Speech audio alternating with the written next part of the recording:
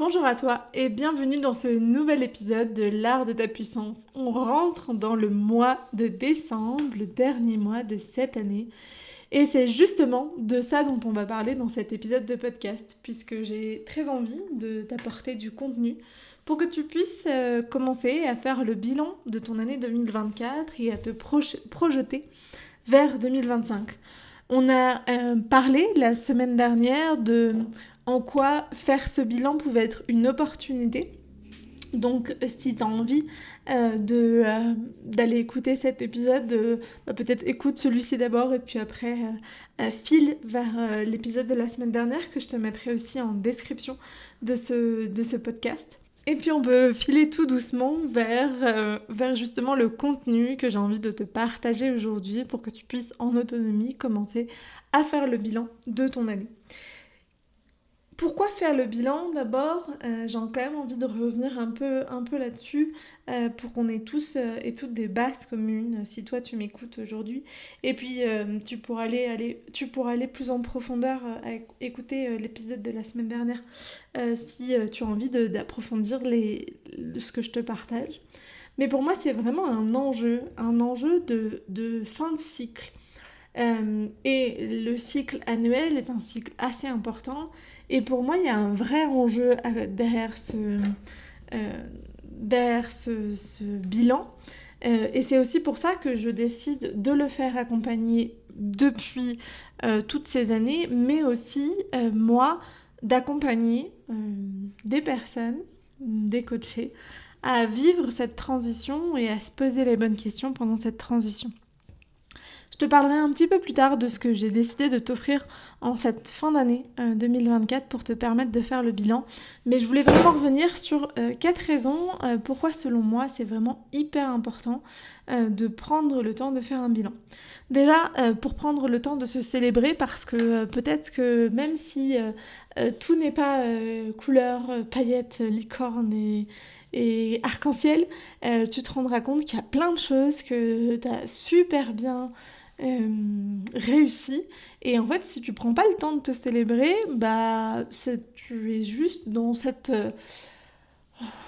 course au fer, dans cette roue de hamster qui est juste là pour avancer un pas après l'autre, mais qui prend même pas le temps de regarder vers l'arrière, de respirer, de se dire ah, qu'est-ce que c'était chouette quand même. Et puis, c'est un exercice aussi qui, au-delà de se célébrer, apporte beaucoup de clarté sur justement les projets qu'on a menés et les projets qu'on a envie de mener. Se servir des projets qu'on a menés pour exécuter au mieux les projets qu'on a envie de mener par la suite. Donc ça permet réellement de faire un bilan, une balance, un équilibre et d'apporter de la clarté sur ce qui a fonctionné, sur ce qui était trop chouette, sur ce qu'on a envie de faire évoluer. Ça permet aussi, comme je te l'ai partagé juste avant, de sortir du pilote automatique et de sortir de cette mauvaise habitude des bonnes résolutions. Les bonnes résolutions, ça n'a aucune validité parce que déjà, c'est dans la dualité bon-mauvais,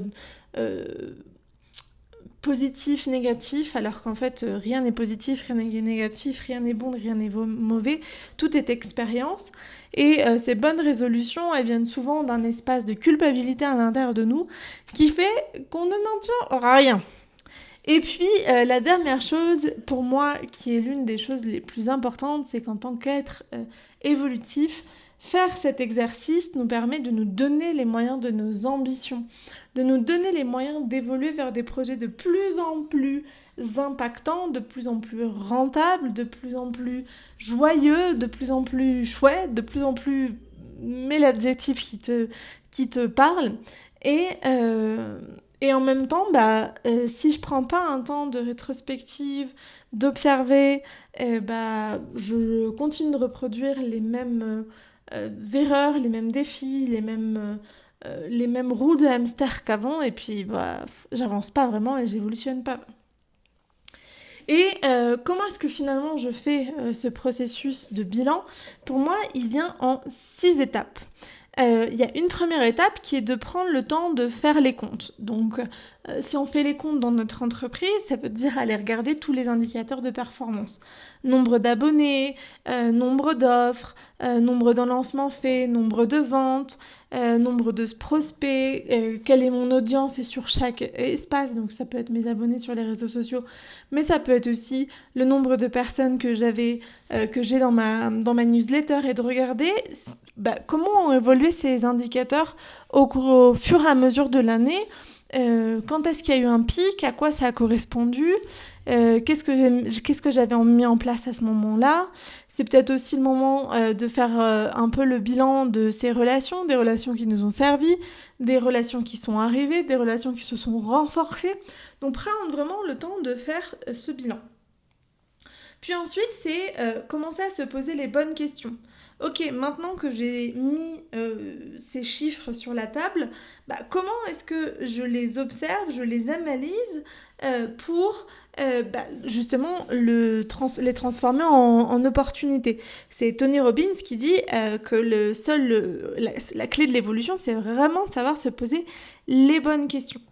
Donc la deuxième étape, c'est vraiment se poser les bonnes questions. Et en tout cas ces 2 premières étapes, c'est vraiment ce processus-là qu'on va faire dans la première semaine du workshop, donc de l'atelier mensuel Be Magic, Be a Leader, qui est donc ma nouvelle proposition depuis le mois dernier.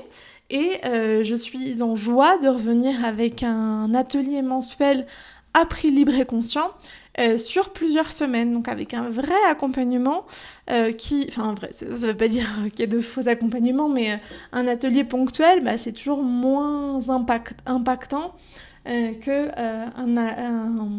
série d'ateliers sur plusieurs semaines pour te permettre justement d'évoluer et de travailler sur le sujet de l'atelier qui sera, sans aucune surprise, faire le bilan de 2024 et s'apprêter à accueillir 2025. Ça s'appelle 2025 is amazing. 2025 est extraordinaire. Et donc c'est comment est-ce qu'on va se préparer pour recevoir un 2025 qui va être un tremplin vers nos plus grands rêves. Et pour cela, on va tout d'abord dans la première semaine prendre réellement le temps de faire ces 2 premières étapes que je viens de vous partager, prendre un temps de compte, de bilan, et puis de se poser les bonnes questions. De ça, on en arrive à la 3e étape qu'on prendra aussi le temps de faire à l'intérieur de cette proposition d'atelier, qui est l'étape de se célébrer, de comment est-ce que je vais être juste trop fière de ce que j'ai mis en place, comment est-ce que je vais me dire que ce que j'ai fait jusqu'à maintenant, c'est juste incroyable, ça a juste énormément de valeur, ça m'a amené jusqu'où j'en suis aujourd'hui, et comment est-ce que je vais prendre le temps même de célébrer toutes mes difficultés, tous mes moments de challenge, tous mes doutes, tous mes espaces de douleur et de douleur à l'intérieur. Parce qu'on a tendance à sacraliser la réussite, et c'est pas que j'ai non plus envie de rendre sacré le caca et les difficultés et faire comme si il y avait absolument besoin d'apprendre dans la souffrance. Par contre, il y a absolument besoin pour l'être humain de vivre des défis. C'est à l'être humain de décider s'il le voit comme une expérience de souffrance ou de plaisir. Et donc voilà, prendre la 6e étape de ce bilan de l'année 2024, c'est vraiment prendre le temps de se célébrer. Et puis comme je t'ai dit, pour moi, faire un bilan, c'est pas juste regarder ce qui a fonctionné, ce qui n'a pas fonctionné, et puis point. C'est aussi se dire comment est-ce que je vais faire plus aligné, plus juste, plus moi, dans les prochains... Dans le prochain cycle qui s'ouvre à nous dans 2025. Et donc ça va être à partir de l'étape 4. Ça va être déjà de prendre le temps de planifier mon cycle suivant, c'est-à-dire 2025. Où est-ce que j'ai envie d'aller en fonction de de où est-ce que j'ai réussi à aller à la fin de 2024, ça va être quoi mes grands objectifs de 2025. Et puis l'étape 5, c'est de définir les axes de changement. C'est-à-dire que si 2025, ça va être plus profiter de ma famille et atteindre une rentabilité à 3 000, 4 000, 5 000 euros de chiffre d'affaires, je vais aussi, donc ça c'est ma planification, et je vais peut-être aussi planifier mes différents lancements, mes différentes offres, etc., etc., etc. Et puis je vais définir mes axes de changement, parce que avec les premières étapes, je me serais rendu compte certainement qu'il y a des actions qui ne sont pas les plus justes, qu'il y a des actions qui ne sont pas les plus transformatives, qu'il y a des actions qui peuvent être faites de manière bien plus alignée, bien plus puissante, et je vais me dire, je vais vers ça, quoi. Et puis la sixième étape pour moi, dans cette phase de bilan, c'est de prendre déjà le temps de passer à l'action. Parce qu'on peut avoir la sensation, faut que j'attende, c'est pas encore 2025. Alors qu'en fait, ces axes de changement, je les sens dans l'ici et maintenant, j'ai pas besoin d'attendre au 1er janvier pour mes bonnes résolutions. Et c'est comment est-ce que je passe à l'action depuis un espace énergétique, depuis un espace et aussi un espace dans la matière, dans le concret, et aussi depuis un espace émotionnel de comment est-ce que je m'accompagne, de comment est-ce que je fais le deuil de certaines parts, de comment est-ce que s'il y a des émotions qui sont challengeantes, je me connecte à ma vérité, etc., etc., etc. Et pourquoi passer à l'action et pas attendre d'en être au moment propice? C'est que le moment propice, c'est maintenant. Le futur n'existe pas, le présent, si, et le passé n'existe plus. Donc le futur, pas encore, le passé, plus, et le présent, il est là. Et donc, c'est comprendre que c'est pas juste... Surtout que souvent, les projets qu'on va se proposer pour le prochain cycle, et donc là, par exemple, pour 2025, ça va être des projets ambitieux, ça va être des projets qui vont certainement avoir saveur peut-être de gravir le mont Everest pour soi. Et le truc, c'est que aucun alpinisme ne gravit le mont Everest comme ça du jour au lendemain, sans préparation, sans matériel, sans être outillé. Non, ça n'existe pas.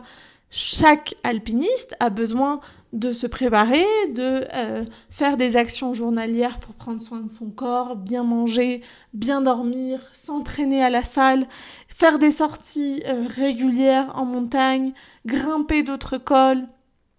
Et puis il y a un moment, c'est le moment du mois d'avril et go pour le Népal et go pour gravir l'Everest. En fait, c'est la même chose pour vos projets, pour nos projets. C'est parce que au quotidien, je vais mettre en place des actions qui font sens dans mon quotidien que je vais m'ouvrir à atteindre ce mont Everest, à atteindre mes grands objectifs. Alors, il y a deux possibilités. Il y a la possibilité de non, en fait, j'ai déjà été hyper concrète dans mon rétro-planning, c'est-à-dire l'étape 4, quand je planifie. Donc, je crée un rétro-planning pour 2025. Et là, j'ai été hyper claire, concise. C'est super clair pour moi. Je sais pas si je vais faire des lancements d'offres quand je commence mon lancement. C'est aussi clair pour moi quand est-ce que je m'organise, comment est-ce que je m'organise, quel jour je fais de la com, quel jour je fais de la prospection, quel jour je le dédie à de l'accompagnement. Donc soit vous avez la capacité d'avoir cette clarté plus, soit c'est plutôt se connecter dans l'ici et maintenant. Quels sont les plus petits pas qui vont m'emmener là où j'ai envie d'aller, atteindre ces objectifs qui sont importants pour moi en 2025. Et c'est là que 2024 devient vraiment un tremplin, devient vraiment une rampe de lancement pour cette fusée qui va aller vers les étoiles en 2025 et peut-être même au-delà après. C'est de se dire, ok, et là je suis hyper connectée aux plus petits pas aux plus petites actions qui font vraiment sens pour atteindre mes objectifs. Et en plus, je vois bien tous ces mini-objectifs, tous ces mini-projets qui vont m'amener au grand objectif, au grand objet. Au grand objectif, au grand projet. C'était ça la phrase. Donc c'est vraiment ça en fait qui est intéressant dans le temps de prendre, prendre le temps de faire un bilan, c'est d'exercer sa capacité à planifier. Et je sais que peut-être là tu m'as écouté et t'es en PLS, tu captes rien, tu te sens perdu, peut-être qu'il y a même plein d'émotions qui remontent et c'est totalement inconfortable pour toi. Je te comprends, vraiment, parce que je le raconte assez régulièrement. Moi j'avais la capacité d'organisation et de planification d'une girouette. Pour moi, je me rappelle que quand je suis arrivée en 2020, ma première coach, elle m'avait fait faire ces exercices et j'étais vraiment en PLS. J'étais là, mais moi, je sais pas ce que je vais faire dans une semaine. Qu'est-ce que tu veux que je planifie le prochain trimestre ou même la prochaine année? Et tu vois, aujourd'hui, ça fait déjà un mois, ou peut-être un peu moins d'un mois, que j'ai vraiment quasiment toutes mes grands projets. Alors, il y a plein de petits détails qui manquent, mais j'ai mes grands projets définis sur l'année 2025, plus ou moins jusqu'à la fin de l'année. Je sais quand est-ce que je vais être en lancement, je sais, je me suis préparé des phases de lancement, je sais qu'est-ce que je vais lancer. Et puis, je connais aussi des grands projets personnels de voyage qui vont arriver l'année prochaine. Et ça, c'est hyper clair pour moi. Et pourquoi est-ce que c'est hyper clair pour moi? Parce que je me suis entraînée. Et c'est aussi pour ça que chaque année, j'organise des accompagnements sur ce bilan de fin d'année. Parce que c'est pour vous transmettre ces clés qui, je sais, sont hyper importantes et dont beaucoup manquent cruellement, entre guillemets, avec cette idée de en fait, je me sens juste dépassée, c'est juste too much pour moi, j'y arrive pas. Et c'est te montrer comment est-ce que toi, tu peux y arriver, comment est-ce que tu peux le rendre léger. Et parce que là, je t'ai donné à l'intérieur de ce podcast, j'essaie que ce soit le plus concret possible, mais ça reste théorique. Et ce qui est chouette à l'intérieur de ces 2 semaines qu'on va passer, donc les lundis, mercredis et vendredis, plus un accompagnement sur WhatsApp avec des home play entre les sessions. Et l'idée, c'est que justement, tu puisses repartir avec un rétro-planning sur 2025 le plus clair et le plus possible et le plus avancé en fonction de qui tu es, où tu en es, ce qui est juste pour toi. Et donc, vraiment, c'est que tu puisses repartir avec des billes. Déjà, des billes de, en fait, 2024, ça a tout déchiré pour moi. Et puis des billes de, ok, je vais aller vers ça, et puis je sais comment je vais y aller, c'est clair pour moi, et je suis hyper focus dans l'ici et maintenant sur ce qui est juste. Donc si tu as envie de nous rejoindre, comme je te disais, c'est à prix libre et conscient. La proposition que je vous fais, c'est à partir de 75 €. Si vraiment tu as envie de participer, et c'est pas forcément dans tes moyens, mais tu peux donner un petit peu moins, n'hésite pas à m'écrire, je suis sûre qu'on peut trouver un arrangement.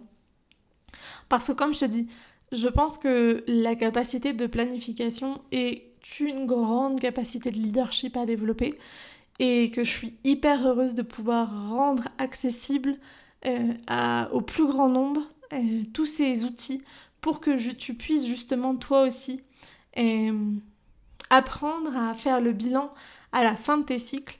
Et d'ailleurs, c'est intéressant parce que l'un des home play que je vais vous donner à la fin, et je te spoil déjà, c'est le fait de le mettre en avant, à la fin de chaque semaine, de prendre un temps pour faire un bilan, à la fin de chaque mois, de prendre un temps pour faire un bilan, à la fin de chaque trimestre, prendre un temps pour faire un bilan, à la fin de chaque jour aussi, chaque soir, de se dire ok, qu'est-ce qui a fonctionné, où est-ce que j'ai envie d'aller, de prendre le temps de t'organiser aussi le matin. C'est ça en fait aussi que j'ai envie de te transmettre, c'est cet art de fermer des cycles, d'en ouvrir d'autres depuis un espace de clarté, depuis un espace d'ouverture et depuis un espace de sécurité.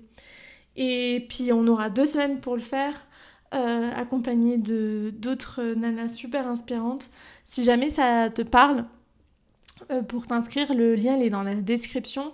Ça commence le lundi 9 décembre à 13h. Et donc comme je te disais, on se verra tous les lundis, mercredis et vendredis pendant ces 2 semaines. De 13h à 14h ou 14h30. On verra ce dont il y a besoin. Et puis, en plus de ces lives, il y aura plein d'autres surprises que je garde secrètes parce qu'il faut s'engager avant de découvrir tout ça. En attendant, merci beaucoup de m'avoir écouté jusqu'ici. J'espère te voir à l'intérieur de ces ateliers si pour toi, il y a un vrai enjeu autour de faire le bilan de cette année 2024 afin de préparer au mieux 2025. Et puis n'hésite pas aussi à partager cet épisode de podcast autour de toi, à le partager à tous tes amis entrepreneurs qui seraient dans la même démarche et aussi à mettre une note 5 étoiles si cet épisode t'a plu, un petit commentaire, tout ça aide le podcast à être de mieux en mieux référencé, donc à être aussi arriver à de plus en plus de cœur, de se rendre de plus en plus visible.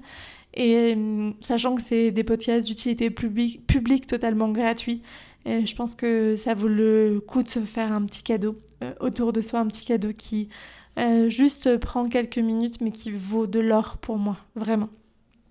Et puis si tu as envie de venir me voir aussi sur Instagram pour suivre mon quotidien, me partager quel sujet tu aimerais voir sur le podcast et puis comment est-ce que je peux t'accompagner au mieux actuellement. N'hésite pas à venir papoter, j'adore ça. Je te souhaite une merveilleuse journée et à tout vite. Ciao ciao.